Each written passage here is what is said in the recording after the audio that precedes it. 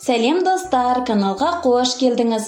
Бүгін мен таңғы асқа америкалық панкейк жасаймын. Толық рецепт описанияда. Видеоны аяғына дейін көріңіз және каналға тіркеліңіз. Жұмыртқаға қантты саламын. Қант ерігенше араластырамын. Сүттің жартысын құямын.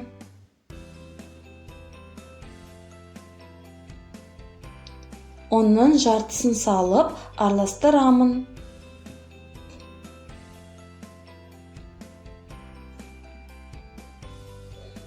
Қалған сүтті құямын.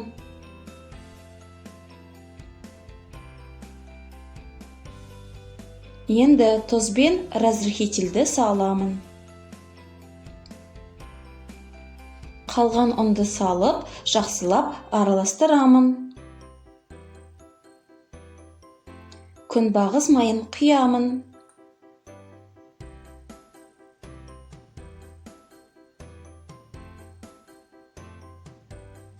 Масса осындай сұйықтықта болады. Қызып тұрған майсыз табаға төмен отта пісірамыз.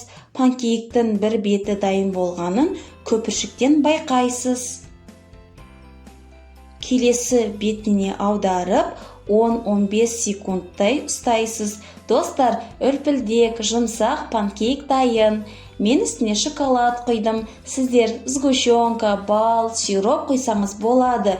Видео пайдалы болса, лайк басыңыз, комментария жазыңыз. Сіздердің әр пікірлеріңіз мен үшін маңызды. Достар, каналға тіркеліңіз. Сау болыңыз.